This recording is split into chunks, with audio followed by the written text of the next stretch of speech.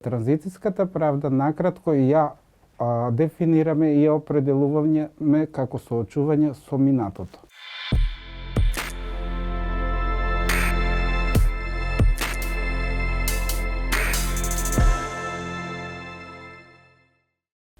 An eye for an eye only ends up making the whole world blind. Или девизата око за око може само да го ослепи светот, рекол големиот борец за слобода и човекови права Махатма Ганди. Од воените конфликти сите излегуваат како губитници, а жртвите, траумите и последиците се заеднички. Мирот се одржува само преку меѓусебно разбирање и почитување. Принципот правда е клучен во процесот на помирување. Балканските држави зад себе имаат бурни конфликтни периоди кои не се за гордење, а на идните генерации им ја оставија токму потребата за помирување. Во овој серијал ќе се занимаваме токму со мирот на Балканот. Проект на ЗФД форум кој во нареднава година ќе го водиме јас, Кристина Атовска и колешката Еви Шкопи. Серијалот ќе го почнеме овој месец, последниот месец од 2024 година и ќе почнеме со едно општо објаснување што значи транзицијска правда.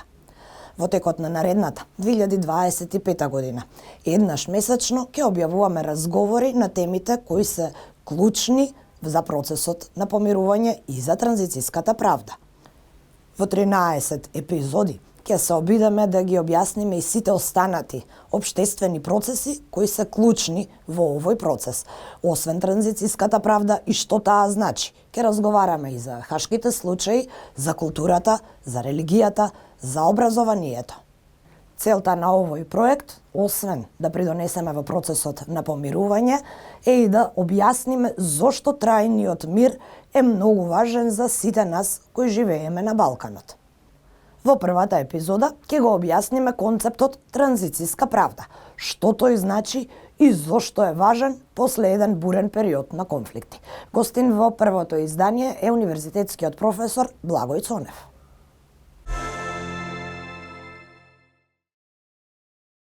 Професор Благој Цонев, ви благодарам што ја прифативте поканата да бидете дел од овој серијал подкасти, поточно на самото отварање, при самото објаснување да објасниме и со што ќе се занимава, но и што е она што е важно во концептот транзицијска правда, зошто е важен и пред се да дадеме едно објаснување што тоа навистина значи. Ви благодарам на поканата. Со големо задоволство сакам да учествувам во еден ваков подкаст, бидејќи за жал транзицијската правда во Македонија, за разлика од државите во регионот, се уште е слабо застапена како дисциплина. Всушност, транзицијската правда како правно-политичка дисциплина се јавува некаде во 90-тите години на 20-тиот век, односно после војната за распадот на Југославија и после геноцидот во Руанда, односно граѓанската војна во Руанда и со формирањето на меѓународните кривични трибунали во Хаг. Што всушност значи транзицијска правда? Тоа е изнесување, односно донесување на правдата за сите оние кои што биле оштетени за време на граѓански конфликт во една држава. Под граѓански конфликт се подразбира или мултиконфесионален конфликт, односно конфликт кој што се случува помеѓу различни верски заедници, или етнички конфликт кој што се случува помеѓу две или повеќе етнички заедници на територијата на една држава. При тоа мораме да запомтиме и да напоменеме дека транзицијската правда се однесува за државите кои што се во така наречената транзицијски период, односно во така наречениот период постконфликтен. И во тој постконфликтен период, тие држави треба да се соочат со минатото. Така да транзицијската правда накратко ја дефинираме и ја определуваме како соочување со минатото. Што се подразбира транзицијска правда? Кои се оние процеси кои мора да бидат исполнети за да можеме да кажеме дека сме се помириле со минатото? За да можеме да кажеме дека сме се помириле со минатото, треба да се поминат три главни процеси кои што се дел од така наречената транзицијска правда. Тие процеси ги делиме на амнестија, амнезија и ретрибутивна правда. Самите зборови, односно самите термини не објаснуваат. Амнестијата означува целосна амнестија за сите оние кои што или делумна амнестија за сите оние кои што издавале налози за етнички чистења, за геноциди, значи за етноциди и така натаму, додека амнезијата означува колективно заборавање на минатото, односно започнување од нула на општеството. Ние до сега имавме граѓанска војна, од денес се претвараме во граѓанска држава, ги забораваме етничките проблеми, ги забораваме религиозните конфликти и наеднаш се трансформираме во друго општество, додека ретрибутивната правда, која што најчесто е застапена во цел свет, е осудување на злосторниците постконфликтно, односно нешто налик на Нюрнбергскиот процес после Втората светска војна, кога оние кои што се најмногу виновници за време на граѓанските војни, на етничките чистења, на геноцидите се изнесуваат пред лицето на правдата. Токму поради тоа се формирани двата најпознати кривични трибунала во Хаг, тоа е Трибуналот за поранешна Југославија и Трибуналот за воени злосторства во Руанда. Од друга страна, наспроти меѓународни трибунали, под ретрибутивна правда може да се суди и во домашни услови, се разбира доколку законодавството и судството во таа држава имаат можност и капацитет да донесат правда. Сега, како ќе ги оцените сите овие процеси кои се случуваа кај нас од 2001, односно од завршување на конфликтот до денес? Имавме бурни реакции во јавност, ова е навистина чувствителна тема, но ви имате и многу искуство и во регионот, како и со нивните процеси, како тие ја третираат транзицијската правда и спроведуваат практично. Но ајде прво да почнеме со нашата држава. Како ќе го оцените целиот овој период и што направивме како општество во процесот на ова помирување или во обидот да се спроведе оваа транзицијска правда? Македонија е многу интересен пример, бидејќи ние ги пробавме и треба да се пробаат сите три процеси на транзицијската правда, односно на постконфликтното помирување. Ние на почетокот 2001 година после конфликтот започнавме со колективна амнезија, се извинувам, се трудевме да заборавиме дека ништо не се случило, за да неколку години после тоа на нас ни се случи да имаме наместо амнестија да почнеме со процес на ретрибутивна правда, односно враќање на хашките случаеви во Македонија. Тогаш меѓународната заедница беше многу оптимистички настроена кон Македонија, кон владењето на правото во Македонија. За жал, целиот тој процес пропадна и ние видовме дека нашето судство не можеше да истрае над политичкиот притисок кој што се случува врз него и на крај се соочивме со она амнестија на сите оние кои што беа за вратени од Хаг за да им се суди на територијата на Македонија. Така да ние како држава на некој начин го испомешавме редоследот на донесување на одлуки во однос на тоа кои се жртвите, а кои се насилниците, односно кои се оние кои што издавале наредби, а кои се жртвите.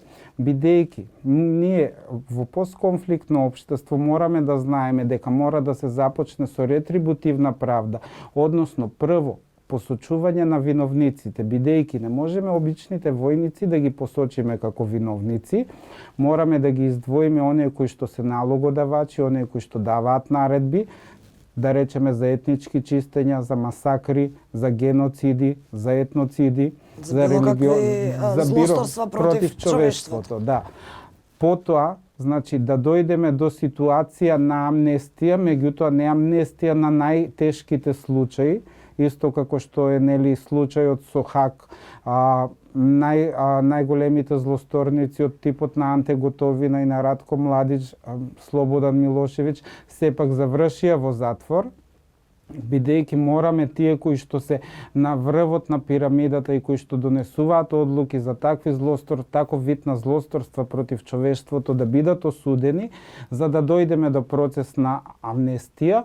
Во тој процес се опфаќаат пониските ешалони, оние кои што ги спроведуваат одлуките на високите ешалони на власта и да постепено се оди кон тој процес на амнезија, односно да веќе ние во 2024, почетокот на 2025 година, имаме колективна амнезија на она што се случило во 2001 година, и да забораваме постепено и да се трансформираме во комплетно нова граѓанска држава. За жал, кај нас, токму кон крајот на 2024 година, имаме комплетно различна ситуација, односно ние повторно се навраќаме во 2021 година и тоа не помеѓу оние кои што биле директно засегнати во конфликтот, без разлика дали тоа биле жртви, дали тоа биле учесници, налогодавачи за да се направат определени дејства против човештвото.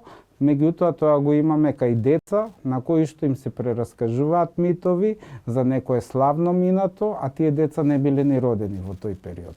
Сега, ќе се изразам народски, тука лежи зајакот. Може би тоа е најголемиот проблем кој го живееме во оваа крај на 2024, веќе сме скоро пред 2025 и ги споменавте оние деца кои се уште не биле родени, како тие ги перцепираат настаните од 2001. Тоа е некое слушање, прераскажување, меѓутоа сите тие се едностранни приказни. Каде потфрливме како општество во целиот овој процес, бидејќи се поминати скоро 24-23 години од тој конфликт. Зошто денешните деца се однесуваат кон ова прашање како што се однесуваат? Кој е главниот виновник во ова? Ние како медиуми можеби не ја третиравме оваа тема доволно, дали академската јавност или образовниот процес не го третираше ова доволно и од онаа општествена рамка, од оној општествен аспект, каде сгреши општеството што сме доведени до една таква ситуација за сите на ваков начин им ги пренесуваат информациите од таа војна на своите деца? Па интересно прашање. Општеството сгреши во сите сегменти во однос на ова.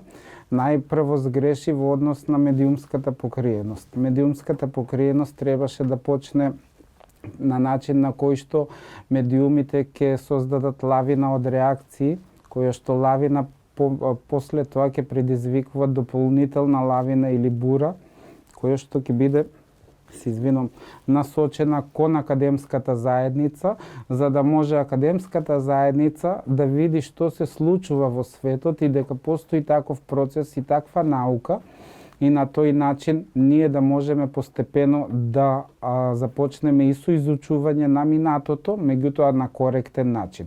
Другиот момент кој што го спомнавте е дека ние во 2024 година, на прагот на 2025 година, имаме ситуација во која што се враќаме наназад. Тоа е благодарение на митологизацијата на историјата и кревањето на пиедестал на хероите од минатото. При создавањето на секоја една нација е нормално да имаме митологизација на историјата, бидејќи благодарение на митологизацијата на историјата, со кревањето на националните херои на пиедестал водно, ние се диференцираме од соседните нации на нас. И на тој начин ние успеваме да создадеме една група која што е засебна и ја нарекуваме нација. Да не навлегуваме подлабоко во таа тематика. Меѓутоа, кај нас митологизацијата се случува на еден многу погрешен начин, бидејќи децата на оние кои што биле деца во 2001 година, кои што не биле ни засегнати од конфликтот, денес создаваат амбиент во кој што сакаат да се наметне еден нов мит за конфликтот во 2021 година. Ние во суштина во 2021 година имавме граѓански конфликт, кој што 2001 се извинувам, имавме граѓански конфликт кој што беше поттикнат од етничка нетрпеливост. Немавме религиозен конфликт за разлика од Босна и Херцеговина, нити имавме конфликт кој што е по политичка идеологија за разлика од Романија до 89 година. И таа митологизација на 2001 година кај нас и кај нашите деца мора да престане. И од македонска страна и од албанска страна. Уште малку сакам да се задржиме на Македонија. Зошто не го учиме се во ова како предмет во училиште или на факултети? Зошто не се учи транзицијската правда на еден ваков начин како потреба за правда, како нешто кое што мора да го прифатиме и да се помириме за да имаме подобро утре? Па транзицијската правда најчесто се учи на правните факултети, на факултетите за општествени или политички науки. Најчесто во светот се изучува како изборен предмет, бидејќи не е навлезена во тематиката во оние главни правни предмети или политички предмети, па така да многу онака професори кои што имаат надеж дека многу млади луѓе ќе започнат да се интересираат, земаат волонтерски да го предаваат како дополнителен предмет, па така и настанува како дисциплина. За децата во однос на училиштата се многу мали за да го сватат, меѓутоа ние мораме преку невладиниот сектор, преку медиумите, преку сите тие наставно-образовни програми, особено на јавниот сервис, на телевизиите и радијата кои што се со национална фреквенција, да создаваме услови и да создаваме можности каде што на децата, еве на пример сега ако постои уште зимска рекреативна програма на МТВ, да создаваме услови во кои што децата ќе дојдат до еден друг вид на впечаток, во кој што 2001 година нема да биде прикажана како година во која што некој излегол, земал пушки за тоа што не му се допаѓал соседот или пак соседот вратил на тоа со пушка за тоа што соседот го нападнал. Туку 2001 година треба да ја сватиме како година нулта во создавањето на македонското граѓанско општество. И мораме да почнеме прво со медиумска покриеност, за да може медиумската покриеност да ја освести академската заедница. Другиот момент кој што се однесува во интерпретацијата на транзицијската правда е тоа што во многу соседни држави ние имаме школи, дали се тоа летни, дали се тоа зимски школи за студенти, за докторанти, за магистри, магистранти, кои што се однесуваат за транзицијска правда. Да речеме, многу позитивно искуство јас имам со Сдруженијето правник од Сараево, кои што 20 години поред организираат и летна и зимска школа за транзицијска правда. Тие им овозможуваат на студенти и на млади истражувачи од цел свет да дојдат до информација за тоа што на вистина се случувало во Босна и Херцеговина за време на војната. И за да биде интересот многу поголем, најдобриот предавач на таа транзицијска школа во Сараево е од Белград. Значи, тоа е се извинувам, тоа е една истражувачка, Маријана Тома, која што има постдокторски на историчаре по вокација, има постдокторски на Универзитетот во Колумбија. И тие создаваат една успешна приказна за помирување, таму половина од студентите се од Босна, другата половина се од цел свет и создаваат една успешна приказна. Имаме успешна приказна од Универзитетот Цингидунум во Белград. Тие исто имаат летна школа за транзицијска правда, во која што се изучува другиот аспект на војната од распадот на Југославија, тоа е аспектот на раскажувањето на бегалците од Хрватска, на бегалците од Босна и Херцеговина, меѓутоа немаме пренесување на омраза. И третото искуство кое што многу интересно, кое што го имам регионално во однос на транзицијска правда е во Романија, каде што имаме институт за сеќавање на жртвите од комунистичкото минато, од прогонот на жртвите од комунистичкото минато. Значи, таму се одржува во едно мало градче, Рмнику Сарат, Тоа е близу границата со Молдавија, каде што постоел најголемиот затвор за политички затвореници во Романија во ерата на Чаушеску, каде што во келиите лежеле најпознатите академци, најпознатите писатели, најпознатите лекари, инженери во Романија, кои што едноставно политички не согласувале. Таа листа на држави кои што ја имплементираат таа правда. И за крај, бидејќи констатацијата е дека не направивме сите заедно како општество доволно во изминатите 20 години и сега во 21 век гледаме глобално една ситуација која мислевме дека е далеку зад нас, а тоа е активирање на нови војни, нови војни жаришта на многу места во светот, во многу региони во светот, меѓу кои на европско тло имаме една активна војна. Прашањето ми е дали може би овие активни војни, некои поблиски, некои подалечни, ќе не натераат сите нас на Балканот, сите балкански држави, малку повеќе енергија да вложиме во процесот на помирување, за да не ни се вратат нашите стари проблеми, бидејќи од онеа што можам да го почувствувам како перцепција што имаме, дека некако сите бегаме од ваквите разговори, од војната како тема, само за да потиснеме или да не разбудиме некаква траума која на крајот повторно резултира со еден многу лош ефект во општеството. Да, за жал, на територијата на Европа се случи војна во 21 век. Тоа никој не го очекуваше.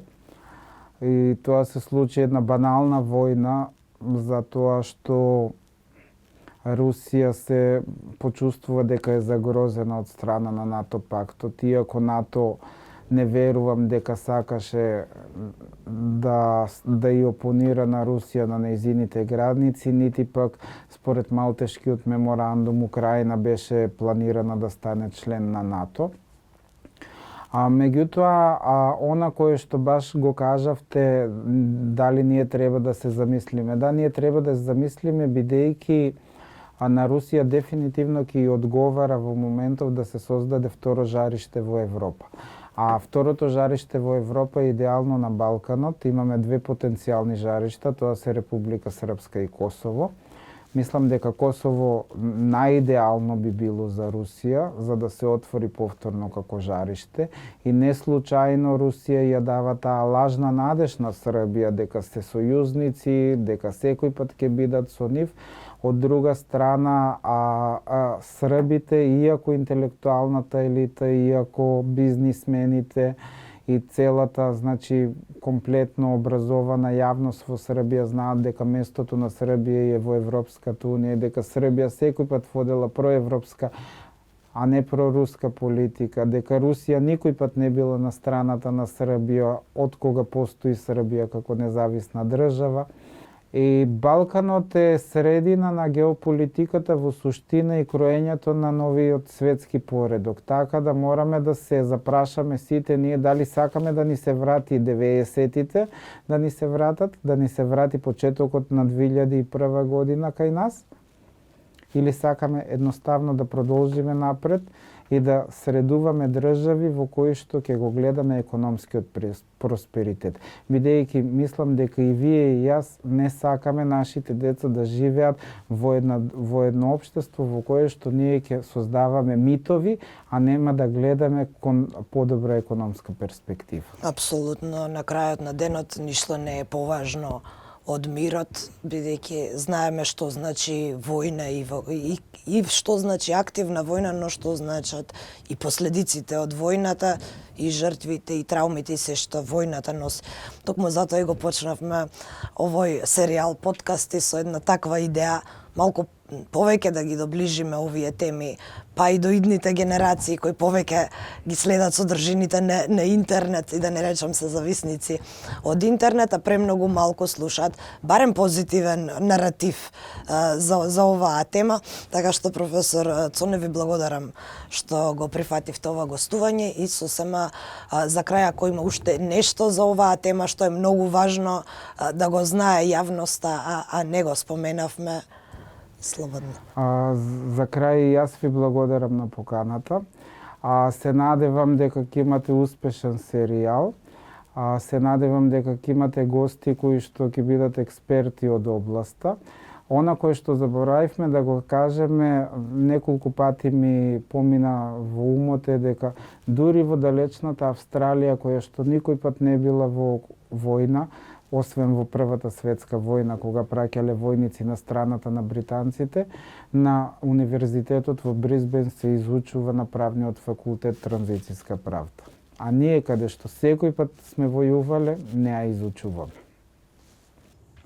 Веројатно е време да менуваме многу работи во општеството, од медиумите преку образованието, па се до правосудството, кое е и најважно за нас, обичните граѓани. Така е. Професоре, ви благодарам многу Ви за ова. благодарам и на вас.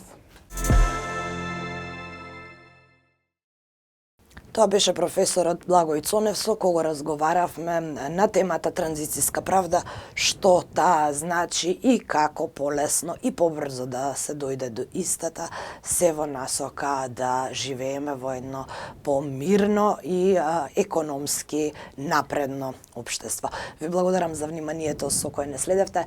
Следната епизода се гледате со колешката Еви Шкопи. Довидување од мене.